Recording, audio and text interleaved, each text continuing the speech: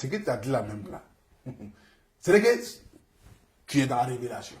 C'est-à-dire? C'est-à-dire, j'ai pas envie de trop parler, mais mon vieux, c'est grave. Tu n'es pas allé à l'école? Donc, je suis parti à l'école. Si, je suis parti à l'école. Je fréquentais. Voilà, je fréquentais. J'ai même dépassé même, voilà, le niveau de CP, tout ça. Mais, c'est-à-dire, je me suis arrêté quand j'ai commencé l'autre côté. Directement, je me suis arrêté. C'est-à-dire, quand je dépassais la classe de CM2 directement, j'ai stoppé en mettant les études là. Compte tenu de la situation déjà auparavant, que peut-être on va revenir après. Voilà. C'était quoi la situation? On peut en parler déjà? Parce que moi, déjà, à la base, quand je suis né, j'ai vécu un peu avec ma mère. Après, ma mère est venue se chercher à Abidjan. Parce que là, maintenant, elle avait entamé une carrière. Elle voulait se lancer dans le cinéma. Donc, moi, je suis resté un peu avec ma grand-mère. Mais comme tu sais, j'ai vécu à Mans. Donc, à Mans où j'étais, il n'y avait pas trop de personnes qui pouvaient me canaliser en quelque sorte. Qui pouvaient me dire, bon, fais ceci, fais cela. Étant un enfant déjà un peu têtu à la base, voilà, qui était un peu rebelle. Donc, du coup, j'ai stoppé les études vite fait. Après ça, je suis revenu à Abidjan en 2002, quand la guerre a éclaté. Maintenant, quand je suis revenu à Abidjan, j'ai dit non, je ne voulais plus aller à l'école parce que je voulais jouer au football. Donc, c'est dans ce contexte-là que maman a dit, bon, comme tu ne veux plus aller à l'école, tu ne peux pas rester comme ça, et que je te vois souvent jouer au football au quartier, je vois qu'il y a un petit truc en toi, peut-être on peut essayer d'exploiter ça. Donc, tu vas commencer, je vais t'inscrire dans un club de football, et là, tu vas commencer à jouer au football. C'est comme ça que j'ai commencé à jouer au football. J'ai commencé à m'entraîner, jouer à T. Joël, à Cyril de Moreau, jouer même quelques mois à la SEC. Donc c'est comme ça que j'ai commencé à jouer au football. Et après là, ben, la carrière n'a pas été comme il se devait. Et comme je n'ai pas un niveau scolaire très élevé, je dis à un moment, bon, à la louche, ça va les choses. Je pense que ma réussite, ça peut être en France. Elle dit, tu es sûr de ça? J'ai dit oui. J'ai envie de partir en France. Elle dit, mais école, tu as foiré. Ballon, tu as foiré. J'ai des personnes en France. Tu vas aller en France, tu vas dormir chez qui? Tu vas faire quel travail là-bas? Il dit, la vieille, c'est là-bas que je vais partir. Parce que je sais que c'est là-bas que je vais réussir. Elle dit, qu'est-ce que tu vas faire? Il dit, je vais aller là-bas. Ce n'est pas qu'est-ce que je vais faire qui est important. Il faut trouver les vrais moyens pour m'envoyer là-bas. Même le jour où j'ai obtenu mon visa pour venir en France, elle a dit qu'on a pris mon billet. Le lendemain où je dois prendre mon avion, je ne savais même pas sur qui j'allais venir en France. C'est à ce moment-là déjà qu'elle a commencé à chercher déjà qui va m'accueillir pour venir en France. Mais déjà dans ma tête, je dis, même si je ne trouve pas quelqu'un pour venir en France, sur qui je vais rester, moi je viens en France, je sais que moi on va sortir. Avant de parler de ton aventure en France, justement, pour résumer ton parcours et ce qui a fait que tu n'es pas allé loin à l'école, c'est le fait que ta mère est venue à Abidjan. Toi, tu restes à Mans auprès de ta grand-mère. Ça, ce n'est pas forcément une raison que maman soit là. Je peux le dire ainsi, c'est pour résumer, parce qu'on peut dire ça comme ça, d'autant plus qu'il n'y avait pas cette autorité maternelle ou peut-être paternelle, parce qu'on va parler justement de ton père. Tu restes auprès de ta grand-mère. Mais vu que tu parles de ta mère et de ta grand-mère, qui somme toute te gèrent plus ou moins de sorte à ce que tu puisses faire tes premiers pas à l'école, où est papa en ce moment-là? Bon, côté papa, en fait, les gens souvent se posent la question de savoir pourquoi est-ce que dans mes directs, je mets plus en avant ma mère. Je mets plus en avant ma mère parce que j'ai vécu des choses avec elle. Et nous avons une histoire. Vous comprenez? J'ai un lien de mère et de père en même temps avec maman. J'ai perdu mon père très très jeune. Donc il n'y a pas eu ce lien paternel là. J'ai perdu mon père en ce moment, j'avais peut-être 3 ou 4 ans. Donc ce qui veut dire en quelque sorte, je ne l'ai pas connu. Voilà, je ne l'ai pas connu dans le sens que je n'ai pas eu de lien paternel même comme il se doit. Mais par la grâce de Dieu, maman est tombée sur une personne qui véritablement m'a aimé et m'a fait connaître un peu ce qu'on appelle l'amour d'un père. Et c'est ce monsieur-là qui est beaucoup discret, qui n'est pas dans les histoires de Facebook, des réseaux sociaux. Donc, raison pour laquelle souvent, même si j'ai envie de le faire, mais je me fais violence sur moi-même pour ne pas que... Maman, au fait, elle s'est dit qu'elle est déjà habituée. Dans le sens que elle est déjà dans le milieu du cinéma.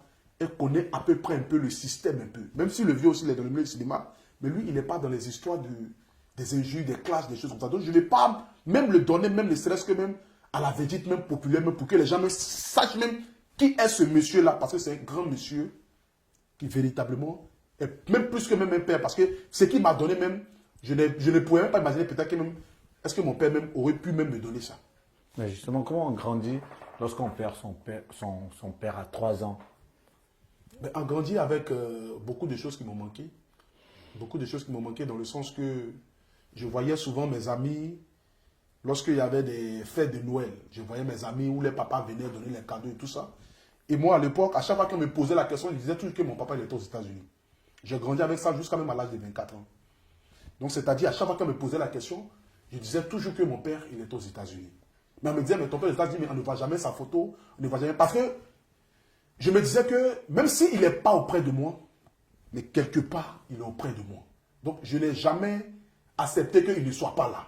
Mais je me mettais toujours que, il y avait un manque, c'est que, il y avait le vide qui est là, mais je compensais ça avec le fait que je dis, bon, il est dans un autre pays, ou bien soit il est quelque part, forcément un jour je vais le retrouver, mais soit forcément un jour j'ai fait ceci. Mais je grandis avec ça dans le sens que ça a été des moments difficiles que je n'ai jamais en parlé à qui que ce soit, même pas ma mère. Et qu'il y a des choses dans ce sens-là. Quelle est justement la dernière image que tu gardes de ton père, même si tu avais 3 ans quand même? Bon, la dernière image que je garde de mon père, quand je fouille même dans mon passé, je vois une seule image où il me donnait un bonbon sucette. Où il me donnait quelque chose, un bonbon sucette. C'est la seule image même, quand je fouille même au plus profond de moi, c'est la seule image que moi je garde de ce monsieur.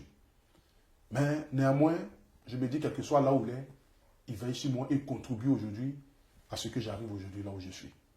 Même si je ne l'ai pas connu véritablement. Mais j'ai quand même un père.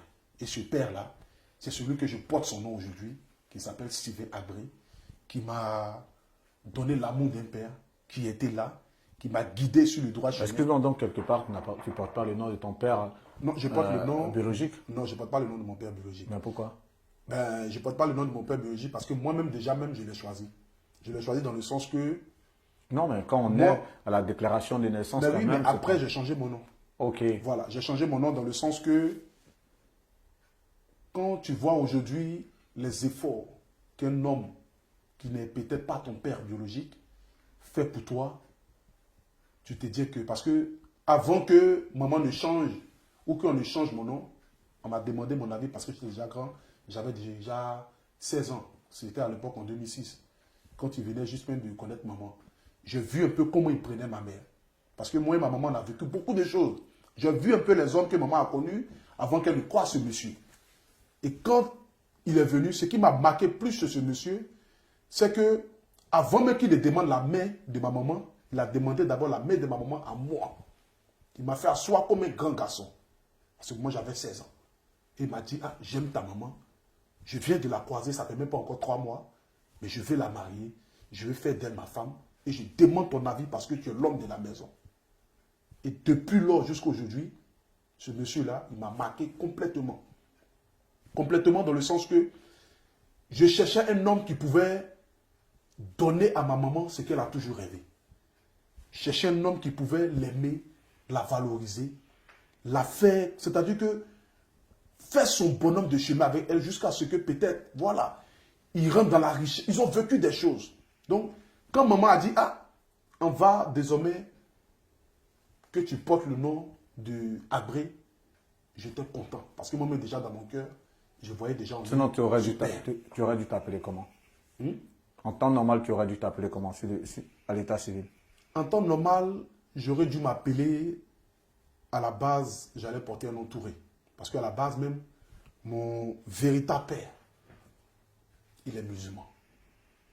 C'est-à-dire qu'à la base même, j'ai un côté musulman. J'ai un côté musulman, mais qu'aujourd'hui, peut-être c'est la première fois.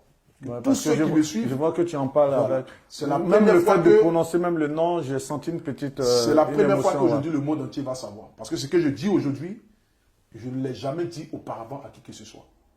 C'est touchant, merci en tout cas. Je ne l'ai jamais dit auparavant à qui Merci que de ce soit. t'ouvrir ainsi sur notre plateau. Je ne l'ai Merci jamais dit beaucoup. auparavant à qui que ce soit. Mais déjà, je porte un nom musulman. Et à la base même, je suis musulman de sang. C'est pourquoi c'est-à-dire que j'ai un lien fort avec les musulmans. Je l'ai pratiqué même à l'époque.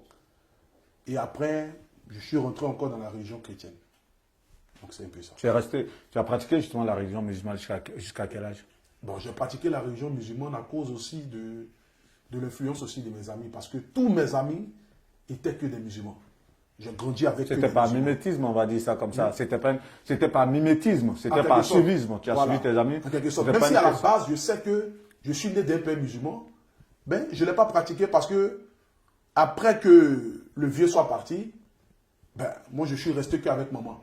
Avec ma, voilà, avec Ta grand-mère. avec ma grand-mère et tout ça. Donc, du coup, l'autre côté, je n'avais pas de lien qui peut me dire, bon, par exemple, bon, ah, c'est notre petit-fils, il est musulman, il va continuer la religion. Ben, je n'ai pas eu ça. Donc, du coup, qu'est-ce que je fais? Ben, je continue toujours avec la religion de choses, maman. Et c'est ainsi que, bon, après, à l'âge de 17 ans, 18 ans, quand on a déménagé dans un quartier qu'on appelle Payet, et la plupart de mes amis qui étaient là-bas avec qui je marchais, c'était que des musulmans. Donc du coup, souvent je suis assis au quartier les vendredis, tout le monde s'en va à la mosquée. Et moi je reste là, dans un grain où on s'asseyait pour essayer de causer un peu. Donc un matin, je me suis dit, mais pourquoi pas aller aussi à la mosquée aussi? Et c'est comme ça que j'ai commencé à partir avec mes amis à la mosquée. Et après ça aussi, j'ai déménagé après, 4 ou 5 ans après. Et bon, ils sont à Djamé, moi j'habite maintenant à Koumassi. Donc j'ai trouvé encore d'autres amis encore. Bon, un peu ça en fait. Pour résumer ton enfance, est-ce qu'on peut dire que tu as eu une enfance assez difficile? Non, j'ai pas eu une enfance assez difficile parce que... J'ai posé cette question à dessein, pourquoi? Parce que quand tu dis j'ai vécu des choses avec maman et j'ai vécu des choses avec maman, c'est comme si tu avais vécu des choses assez difficiles, des choses vraiment tristes. C'est quoi vous avez vécu vraiment? Moi, on a vécu beaucoup de choses. On a vécu la galère, on a vécu des moments vraiment difficiles. Parce que maman est une femme battante. Aujourd'hui, si je lui apporte autant d'amour... Est-ce que tu peux donner une illustration là, de faits concrets où un jour peut-être vous n'aviez pas à manger plus que même manger même c'est rien. On a dormi dans la rue. C'est-à-dire, on s'est trouvé dans des situations où le propriétaire nous a mis dehors. On s'est trouvé dans des situations où on a dormi à l'église. On s'est trouvé dans des situations où je voyais maman pleurer. Je voyais maman pleurer, c'est-à-dire, un jour, je suis quitté jouer au football. Dans les années 2004, 2005, je suis quitté jouer au football, je suis rentré. Maman était assise, elle était en train de pleurer parce qu'on habitait dans une cour commune. Et dans la cour commune où on habitait, le propriétaire est venu mettre les bagages de maman dehors. Donc j'ai trouvé maman devant la porte avec le matelas, la télévision et le petit frigo qu'on avait avec le gaz. Et j'ai trouvé maman pleurer. J'ai dit, mais il y a chaque fois dit non, qu'on nous a mis dehors, qu'on ne sait pas où aller. Et quand elle a dit ça, moi aussi, j'ai commencé à pleurer aussi. Et je me rappelle très bien, en ce moment, un avion passait. Tu sais, le cours commune, en haut, c'est ouvert. Donc, un avion passait et j'ai entendu le bruit. Et puis, j'ai dit à maman, il ne faut pas que tu vas pleurer. Un jour, je vais partir en France et je vais acheter ta maison, je vais acheter ta voiture. On est quitté là, on est parti vivre chez son frère. Après, ça a été difficile. Tu avais quel âge en ce moment? J'avais 15 ans, 14 ans. Après ça, on est parti vivre chez son frère. Ça a été difficile. Voilà. Après ça, encore, on est parti vivre dans une église. Après ça, elle a pris un studio. Et tout ce parcours-là, elle ne m'a jamais laissé une seule fois dans la faim. C'est-à-dire, quand elle sort le matin, même si c'est une pièce de 500 ou un billet de 1000 francs, elle laissait toujours et puis elle partait. C'est-à-dire que déjà, elle me faisait grandir, même malgré que j'étais déjà petit. Elle me montrait la valeur de la vie, la valeur de l'argent. Il faut se battre, il faut travailler. Il ne faut pas aimer la facilité. Parce que moi-même, je n'aime pas la facilité, je me bats.